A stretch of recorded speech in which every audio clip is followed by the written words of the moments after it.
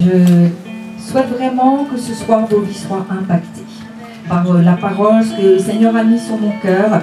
Et ce soir, je vais prêcher sur la puissance des larmes. Alors on m'a dit, mon fils m'a dit, ça ne doit pas être très gai. J'ai dit, si, c'est très gai, tu vas voir. C'est les larmes dont il est question dans la parole de Dieu. Et dès que la parole de Dieu nous parle, de toute manière, ça nous édifie, ça nous construit et ça nous fait du bien. Alléluia! Vous le croyez ce soir? Qui veut être béni? Je voudrais prendre comme texte de référence l'évangile de Luc. On peut peut-être l'afficher. Donc c'est chapitre 23, verset 27. Pour resituer ce passage, il est question de la Via Dolorosa. Il est question de ce chemin sur lequel Jésus va, et ce chemin de souffrance, mais ce chemin qui va l'amener à la croix, et ce chemin qu'il a choisi pour obéir à la volonté du Père. Il était suivi, donc il est question de Jésus, il était suivi d'une grande multitude des gens du peuple et de femmes qui se frappaient la poitrine et se lamentaient sur lui. Jésus se tourna vers elle et dit: « Fille de Jérusalem, ne pleurez pas sur moi, mais pleurez sur vous et sur vos enfants. Fille de Jérusalem, ne pleurez pas sur moi, mais pleurez sur vous et sur vos enfants. » Quand Jésus dit « pleurez sur vous et vos enfants », il est question qu'il y a une manière de pleurer sur soi, une manière biblique de pleurer sur soi. Quand nous ne sommes pas croyants, nous pouvons pleurer sur nous et c'est souvent de l'apitoiement. Mais la parole va nous dire à quel moment nous devons pleurer et combien les pleurs, combien les larmes, ça peut être salvateur, combien les larmes, ça peut nous transformer et combien les larmes, ça peut toucher le cœur de Dieu. Amen. La première chose que je voudrais partager avec vous, c'est que les pleurs, c'est une thérapie. Les pleurs, les médecins le savent, que les pleurs, ça enlève le stress dans le corps. Donc les pleurs, c'est bon.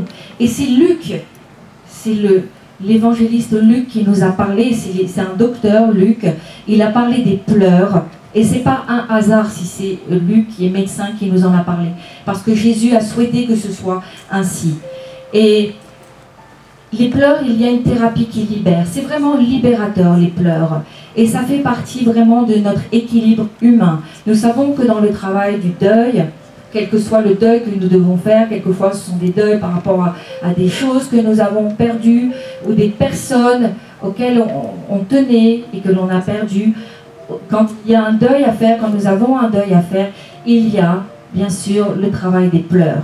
Au départ, il y a peut-être le déni, il y a peut-être une colère, mais à un moment donné, il y a le travail des pleurs parce que nous devons être libérés aussi quelque part de notre souffrance. Et donc la souffrance doit sortir à l'extérieur. Et je dis souvent que les pleurs qui ne s'extériorisent pas, ça pleure à l'intérieur et ça fait beaucoup de dégâts. Donc Luc, ce docteur Luc nous parle de cela en disant que vraiment c'est quelque chose de fondamental, c'est à la fois une thérapie physique. Voilà, donc c'est les pleurs, les larmes, ça fait partie de notre équilibre humain. Et donc c'est quelque chose d'important. Et Luc va nous interpeller, et plus Jésus d'ailleurs, sur le fait que c'est biblique de pleurer. Alors les pleurs, c'est une thérapie, c'est également un moyen d'exprimer sa prière à Dieu et c'est surtout un moyen aussi de toucher le cœur de Dieu et je vais vous emmener là sur ce chemin-là. Vous savez, quand on n'est pas croyant, avant que nous soyons chrétiens, quelquefois on se cache quand on pleure. On ne veut pas montrer qu'on pleure. Il y a une certaine honte à pleurer. Et là, la Bible nous dit que nous pouvons pleurer sans nous cacher. Et quelquefois, quand nous intercédons, et je vais parler ce soir aussi de l'intercession, il est même bon de pouvoir pleurer dans l'intercession. Alléluia. Première chose, c'est une thérapie. C'est quelque chose de fondamental pour l'homme. Et quand je dis c'est l'homme et la femme, bien entendu. Nous avons été créés par Dieu et Dieu a prévu vraiment que les larmes puissent évacuer des choses à l'extérieur. La deuxième chose, les pleurs sont importantes par rapport au péché. Vous savez, quelqu'un qui se convertit, c'est quelqu'un qui donne sa vie au Seigneur, il va et il devrait, je dirais, passer par un temps où il va pleurer sur son péché. Et là, il s'agit plus de pleurs, de regrets, pleurs de souffrance par rapport au péché. Je pleure parce que je me rends compte que j'ai été dans la désobéissance. Je pleure parce que je me rends compte que j'ai eu une vie sans Dieu. Et peut-être que j'ai commis un certain nombre de choses en dehors de Dieu. Et ces choses ont amené vraiment des dysfonctionnements dans ma vie, des souffrances. Et je vois que ça, c'était pas ce que Dieu aurait voulu pour moi. Et je vois que le péché m'a affectée. Alors je peux pleurer, et il est sain de pleurer quand je me convertis, parce que c'est le rôle aussi, un des rôles du Saint-Esprit, de nous convaincre de péché. Et les pleurs sont bons. Et vous savez quoi? Les pleurs, c'est ce qui va également permettre à notre esprit de naître de nouveau. Alors que je vais être dans les pleurs par rapport au péché, mais des pleurs qui ne sont pas de l'apitoiement sur moi, mais des pleurs vraiment qui sont, je pleure par rapport à la souffrance et au péché que j'ai pu avoir avant de connaître Dieu. Et ces pleurs-là qui sont vraiment bons vont amener mon esprit à naître de nouveau, ce qu'on appelle la nouvelle naissance. La conversion, c'est la part de Dieu. C'est quand vraiment l'évangile de Christ me percute et je réalise que j'ai besoin d'un sauveur. Je réalise que sans Dieu, je n'ai pas la vie éternelle. Ça, c'est la conversion. Alors je change de chemin. Je partais dans une direction, je prends une autre direction avec le Seigneur. La nouvelle naissance, c'est la part de Dieu. C'est quand Dieu ouvre à nouveau mon esprit. Et vous savez quoi? Ça passe beaucoup par les pleurs. Alors peut-être que il y a des chrétiens qui ne pleurent pas, qui n'ont pas vécu cela, mais je vois vraiment une ferveur supplémentaire. Je vois que les chrétiens vraiment qui sont passés par ce temps de pleurs par rapport au péché, il y a quelque chose, un feu dans leur vie. La foi n'est pas la même. Et je pourrais même dire que la vie chrétienne n'est pas tout à fait la même. Et quelquefois, vous savez, entre la conversion et la nouvelle naissance, il y a du temps qui se passe. Parce que nous avons besoin de comprendre des choses, nous avons besoin d'être touchés par le Saint-Esprit, nous avons besoin d'être vraiment régénérés. Et nous avons besoin que la puissance de Dieu nous touche pour souvent naître de nouveau. Mais il est important de ne pas, je dirais, oublier cette étape qui est tellement fondamentale, de pleurer sur notre péché, de pleurer sur notre condition de pécheur. Et la douleur du péché, tout ce que ça a pu abîmer dans nos vies. Je dirais que pour se débarrasser totalement du péché, vraiment dans nos vies, vous savez, pour se débarrasser du péché, pour entrer pleinement dans l'onction, il nous faut cette puissance du Saint-Esprit qui va s'exercer au travers des larmes aussi, de la repentance, afin que, à travers les pleurs, mon esprit naisse de nouveau. Je dis souvent, j'aime cette similitude entre notre naissance physique et notre naissance spirituelle. Il y a deux choses. Il y a l'eau et il y a les pleurs. Notre naissance physique, comment elle commence? Tout bébé a démarré dans le ventre de sa mère, a été fœtus. D'accord? Jusque-là. Et le bébé était dans le liquide amniotique. Et il est resté pour certains 9 mois, pour d'autres moins, rarement plus. Mais en tous les cas, il est resté un certain temps dans le ventre de la mère. Et quand le bébé arrive à terme, je dirais que la poche des os se rompt et le bébé sort du liquide amniotique. Et qu'est-ce qui se passe? Le bébé se met à pleurer alors qu'il arrive à la vie. C'est pas vrai ça, je vois des mères qui font oui, oui, je sais qu'elles ont l'expérience de la naissance. Et c'est quelque chose, pourquoi le bébé pleure? Il y a le choc déjà de la naissance. Vous imaginez, le bébé, il était dans le ventre de la mère, bien au chaud, en sécurité. Et il y avait pas, les bruits étaient feutrés, il était tellement bien ce bébé. Et d'un seul coup, il arrive au monde avec des lumières fortes, avec des bruits, avec un stress déjà, et un choc aussi physique par rapport à la naissance. Et donc, ce qui se passe, c'est que à cause de ce choc de la naissance et aussi du fait que les poumons du bébé n'ont jamais encore fonctionné, donc à ce moment-là, les poumons se déplient et le bébé se met à respirer par ses propres poumons et ça provoque une brûlure chez le bébé. Donc il se met à pleurer. Et souvent on a pour habitude de dire, si le bébé pleure, tout va bien. L'eau et les pleurs. Et le Seigneur, ce qu'il fait, il le fait merveilleusement bien. Et cette naissance spirituelle, elle se fait aussi à travers ces deux choses. Je vous ai parlé de la repentance et des pleurs. Ça se fait de la conversion à la nouvelle naissance, c'est à travers les pleurs. Parce que les pleurs vont me transformer. Les pleurs vont faire que je vais vraiment quitter cette vie d'avant, quitter cette condition de pécheur, et essayer de me rapprocher vraiment du Seigneur. Et cette eau, c'est quoi? Cette eau, je dirais que quand j'ai accepté Jésus comme mon Seigneur et Sauveur, c'est invisible, c'est dans mon cœur. Je l'ai proclamé de ma bouche, j'ai pu dire oui, je veux te recevoir comme mon Seigneur et Sauveur. Mais c'est les eaux du baptême, l'eau. Je dis souvent, quand nous passons les eaux du baptême, c'est publiquement que je vais déclarer que maintenant je veux marcher avec le Seigneur et je veux le suivre. Donc publiquement, c'est vraiment ma conversion qui devient publique. Ça, ce sont les eaux du baptême. Et je vais rentrer dans cette vie spirituelle également de la même manière, avec les pleurs et avec l'eau. Juste un tout petit peu inversé, vous voyez. Et je trouve que c'est tellement beau que Dieu s'y soit pris de cette manière-là. Parce que on appelle ça la nouvelle naissance, ou la naissance numéro 2. Naissance physique, que nous connaissons tous, et là, ensuite la naissance spirituelle, que nous aspirons à connaître tous.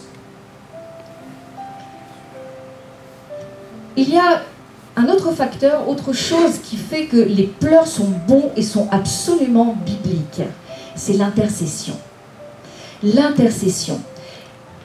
Filles de Jérusalem, ne pleurez pas sur moi, dira Jésus, mais pleurez sur vous et sur vos enfants. Il est bon de pouvoir pleurer dans l'intercession. Luc va relever un fait très important. Il va dire, Jésus il est en train de mourir à la croix, et il y a des femmes qui sont derrière lui.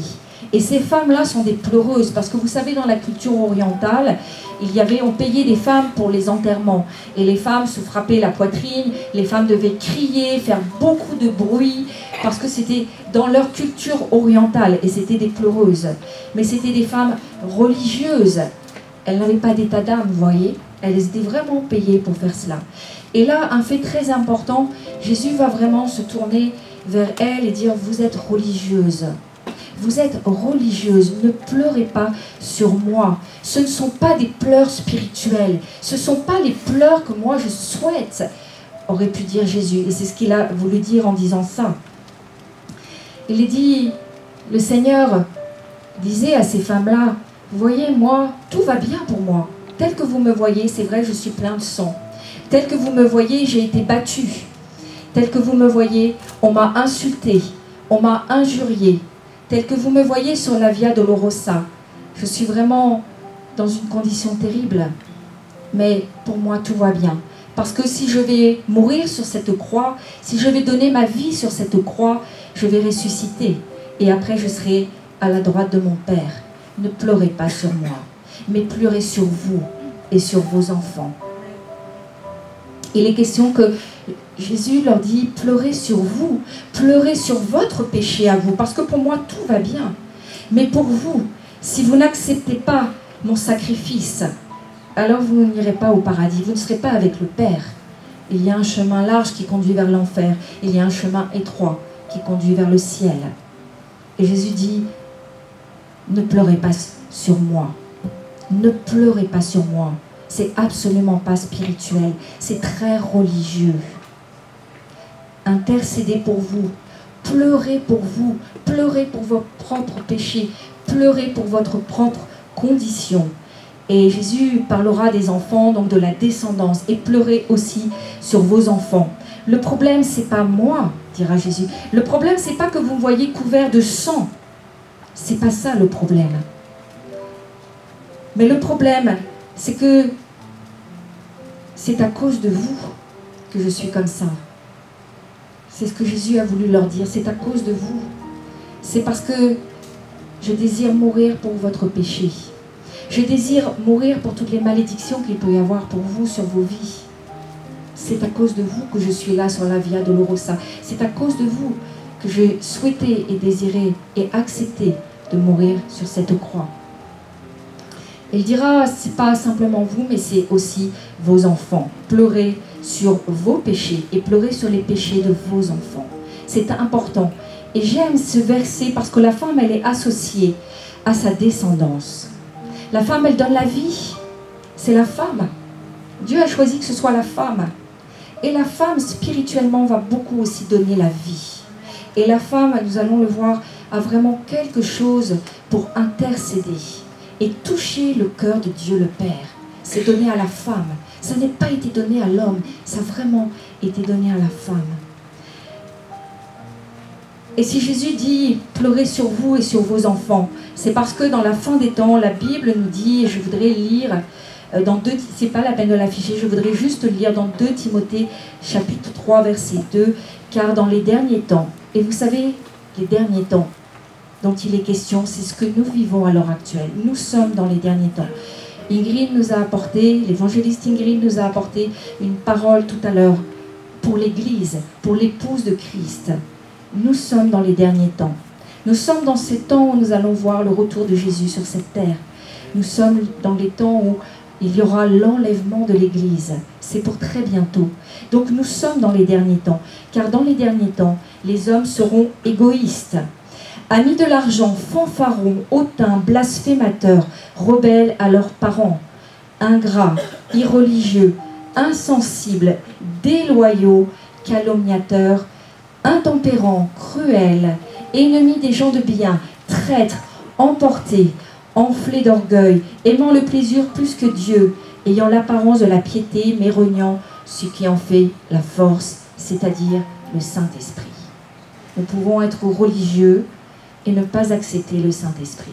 Il y a des églises, on parle de Dieu, on parle de la parole de Dieu, on prêche même très bien, mais on a sorti des églises le Saint-Esprit.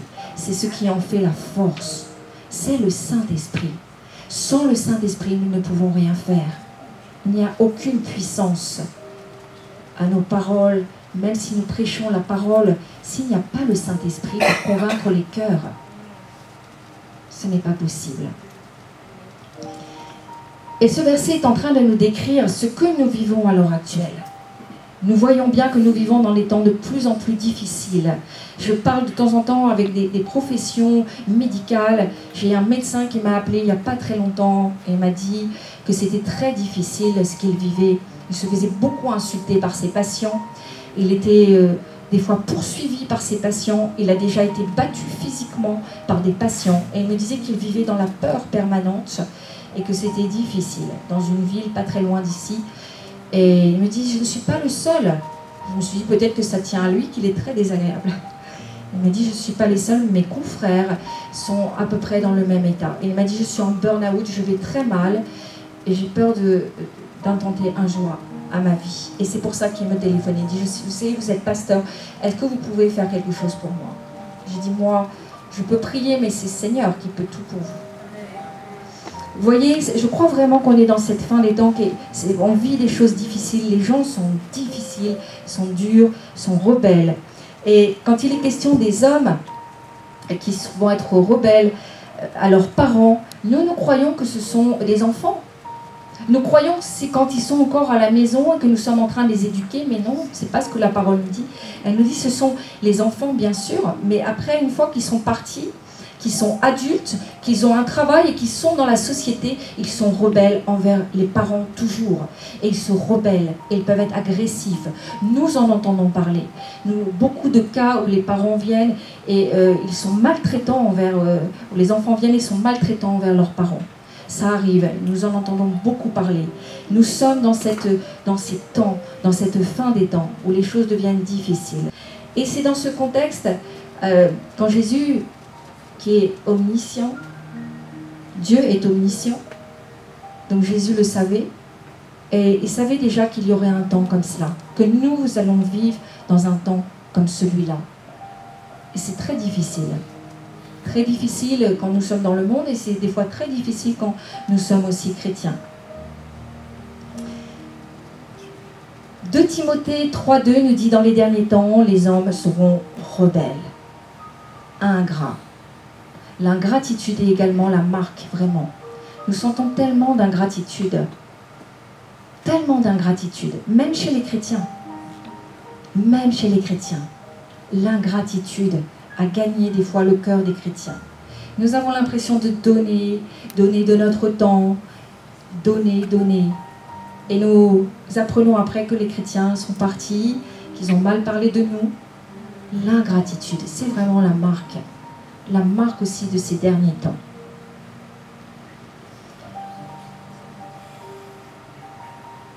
Dans les derniers temps, il y a une chose très particulière que nous sommes en train de vivre, c'est que les démons vont s'acharner, vraiment les démons vont s'acharner sur nos enfants. C'est satanique, mais c'est un signe de la fin des temps, je voudrais vous partager, parce que Satan cherche à reprendre vraiment son inimitié contre la descendance de la femme. Et ça, nous le lisons, c'est dans Genèse chapitre 3, verset 15. « Je mettrai inimitié entre toi et la femme, entre ta postérité et sa postérité. Celle-ci t'écrasera la tête et tu lui blesseras le talon. » Nous vivons ces choses. Le diable sait qu'il n'a plus beaucoup de temps pour agir.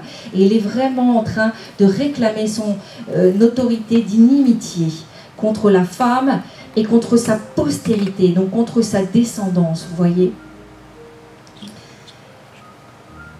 Alors il y a quelque chose de très particulier et quand Jésus s'adresse aux femmes, c'est-à-dire que c'est à nous de considérer cela. Et c'est à nous, il nous appartient, les hommes et les femmes, mais plus particulièrement les femmes, si je reste dans ce contexte-là, et je m'en expliquerai après, il est vraiment à nous de redresser la situation et de dire que nous allons intercéder pour nos enfants. Nous allons intercéder pour le péché des gens de notre maison. Nous allons intercéder vraiment pour vraiment nos enfants qui soient dans la chair ou nos enfants spirituels, parce que cela nous appartient. Cela nous appartient. Et oui, nous pouvons verser des larmes pour eux.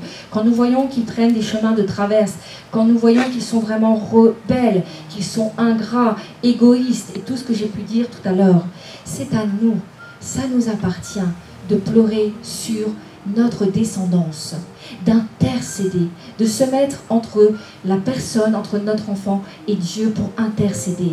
Et vous savez, je crois que les entrailles de la femme, que la femme a des entrailles physiques, et je prie souvent pour les entrailles, pour qu'il y ait une bénédiction pour les entrailles, mais je crois que la femme a aussi des entrailles spirituelles, et que la femme est capable vraiment de quelque chose d'assez incroyable dans l'intercession et dans les larmes. C'est quelque chose vraiment de spécifique que Dieu a donné à la femme. Et quand la femme pleure, le cœur de Dieu est touché. Le cœur de Dieu est ébranlé. Ça touche le cœur de Dieu directement. Les pleurs de la femme, quand elle intercède pour sa famille, quand elle intercède pour sa maison, pour le péché de ses enfants, pour la désobéissance de ses enfants, pour le salut des gens de sa maison. Cela touche directement le cœur de Dieu. La femme chrétienne, elle a une responsabilité quand elle enfante. Elle a une responsabilité, elle a la responsabilité de porter dans la prière ses enfants. Vous savez, quand on met au monde des enfants, après, nous les avons portés, je dis tout à l'heure, pendant un certain nombre de mois, mais nous devons continuer de les porter spirituellement. Nous sommes peut-être mères dans la chair, mais nous devons aussi continuer pour être une mère spirituelle pour nos enfants. C'est très important et c'est à travers vraiment de nos entrailles, de cette compassion que Dieu a donnée particulièrement à la femme, des entrailles de compassion et d'intercession pour sa descendance. La femme doit pleurer pour les enfants spirituels de l'Église aussi. C'est quelque chose d'important. La femme doit pouvoir avoir un cœur pour l'Église et pleurer pour les enfants spirituels de l'Église. Il y a une grâce pour cela que Dieu nous a accordée. Vous savez, j'aime cet épisode de Marthe et Marie, et j'en parle souvent, je trouve toujours des tas d'idées dans Marthe et Marie. Beaucoup de choses, deux sœurs qui ont approché Jésus quand il était dans son ministère sur terre. Et elles étaient très différentes, ces deux sœurs. Mais elles avaient ça en commun que c'était deux femmes. Et nous savons que Marie, elle aimait se mettre assise auprès de Jésus quand il enseignait.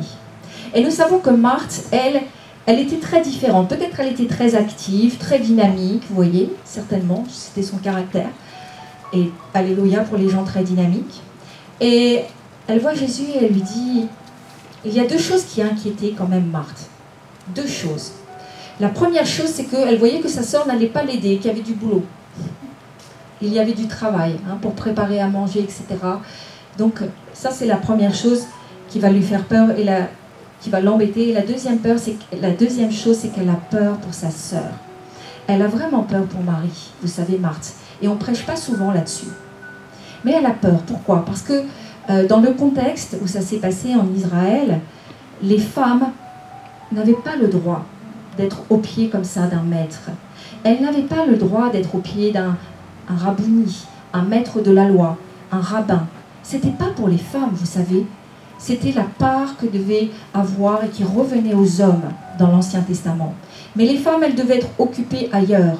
Les femmes, elles étaient occupées aux tâches domestiques, pour les enfants même, mais elles n'avaient pas le droit à prendre cette part réellement réservée aux hommes. Alors c'est une véritable révolution qui se passe, parce que quand Marthe, elle demande à Jésus, et elle lui dit, mais dis-lui, dis à Marie, parce qu'elle a peur quand même pour sa sœur.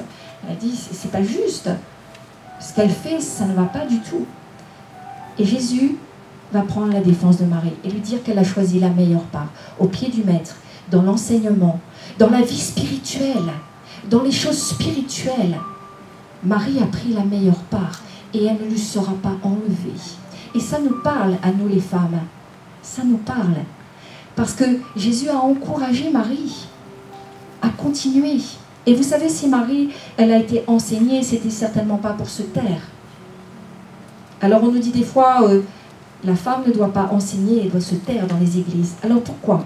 Pourquoi? Dites-moi pourquoi Jésus a laissé Marie être enseignée, si ce n'est pour enseigner à son tour, si ce n'est pour prêcher à son tour.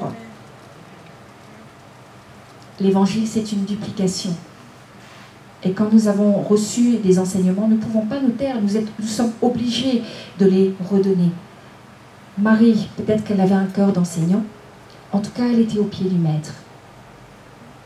Et cela nous parle aussi pour les hommes, parce que les hommes doivent encourager les femmes quand elles choisissent la meilleure part, quand elles décident de travailler pour le Seigneur, de servir Dieu, quand elles décident de prier, quand elles décident de prendre un temps dans l'intercession et dans les larmes, et que le Saint-Esprit les visite. Les femmes ont pris la meilleure part, et les hommes ne doivent pas les stopper. Les hommes ne doivent pas les bloquer, que ce soit dans le service, que ce soit dans le ministère. Les hommes doivent les encourager, encourager les femmes quand elles ont choisi les choses spirituelles. Alléluia. Cela nous parle du ministère de la femme aussi. Si la femme a un ministère, il faut que les hommes l'encouragent. Alors pourquoi y a-t-il encore tant de problèmes dans les églises avec cela? Pourquoi est-ce que quand une femme se lève pour prêcher, quand une femme se lève pour enseigner, pour prier pour les gens, pourquoi est-ce qu'il y a des hommes qui se lèvent pour essayer de la bloquer? Pourquoi?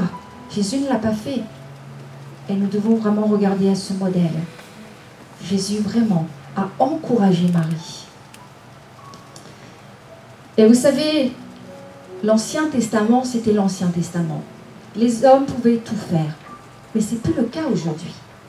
Jésus a ouvert une nouvelle voie pour les femmes.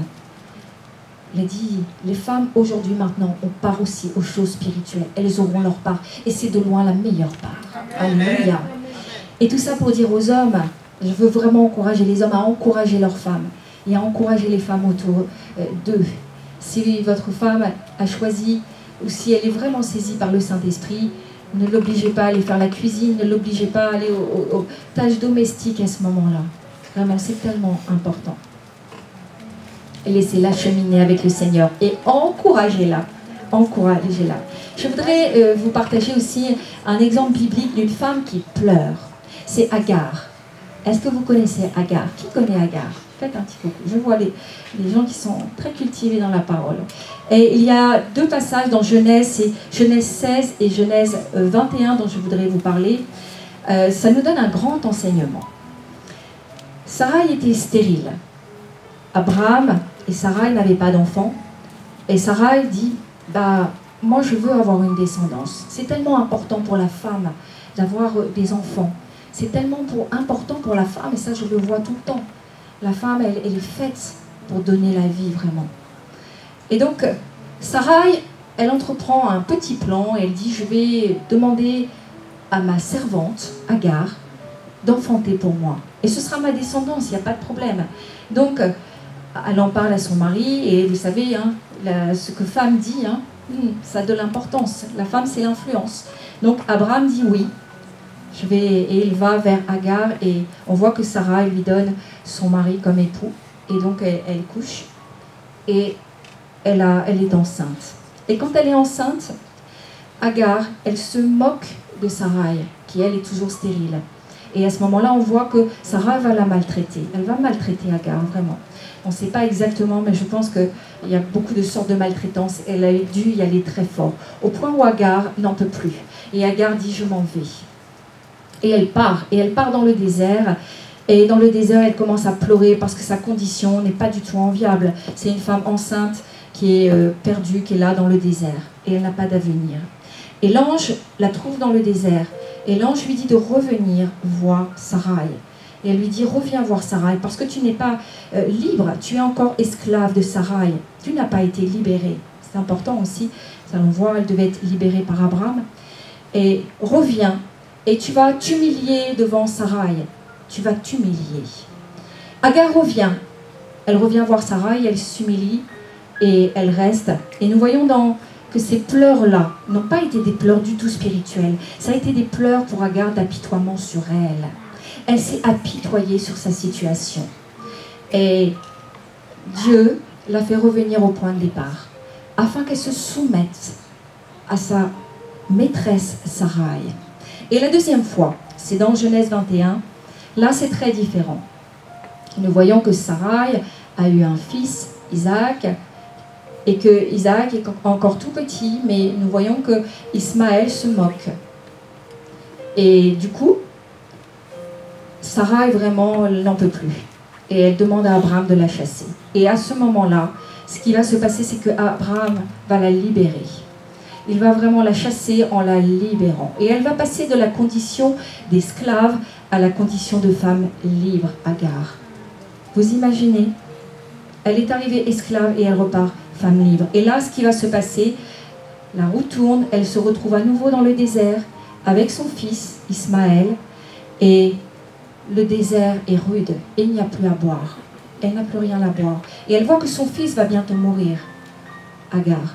Et vous savez, la compassion d'une mère, ça devait être terrible. Et elle a dit, je ne veux pas voir mon fils mourir, donc je vais m'éloigner un peu, parce que je ne veux pas voir mon fils mourir. Et à ce moment-là, elle se met à pleurer. Elle prie et elle pleure. On voit qu'elle crie, moi je crois qu'elle prie et elle pleure. Et ce qui va se passer, c'est que son fils Ismaël, qui criait, Dieu va entendre. Parce que Agar va pleurer à ce moment-là, Dieu va entendre les cris de son fils. Et Dieu va intervenir et envoyer un ange. Et ils vont avoir à boire.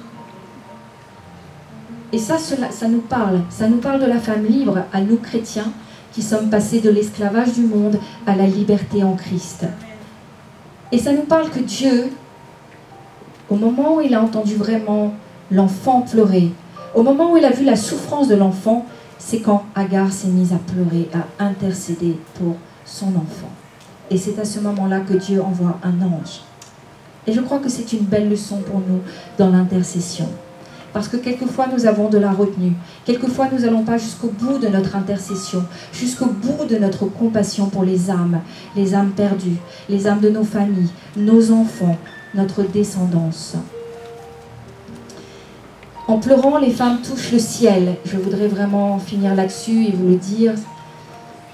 Et elles incitent le peuple, elles incitent les hommes à pleurer. Mais ce sont des bons pleurs, ce sont des pleurs très spirituels. Et la femme, c'est également la figure de l'Église qui doit pleurer dans l'intercession. L'Église doit être capable de pleurer dans l'intercession. L'Église doit être capable de développer un cœur, des entrailles de compassion pour pleurer vraiment. Je ne sais si aujourd'hui nous sommes encore capables de pleurer souvent dans l'intercession. Je crois que vraiment, si nous voulons toucher le cœur de Dieu, il y a une clé que je vous donne. Parce que le cœur de Dieu est réellement attendri et touché quand la femme pleure. Les hommes aussi, bien sûr. Mais je voulais vous partager parce que la femme, bien souvent, va entraîner l'homme dans l'intercession. Soyez bénis, mes sœurs. Soyez fortifiés et encouragés dans tout ce que vous faites pour le Seigneur. quel que soit le service, quel que soit ce que vous avez commencé à faire. Ça n'est pas facile parce que nous sommes des femmes et que le diable est vraiment en colère, je vous l'ai lu. Mais que les hommes nous soutiennent, que les hommes prient pour nous, que les hommes soient propulsés et encouragés dans l'intercession commune. Que nous ayons tous ensemble un cœur d'intercession. Venez, venez quand il y a une intercession à l'église. C'est important que nous puissions développer ce cœur. Des fois, nous sommes dans le combat spirituel, mais nous devons aussi passer du temps dans les pleurs, dans les larmes spirituelles. Amen. Amen. Soyez bénis.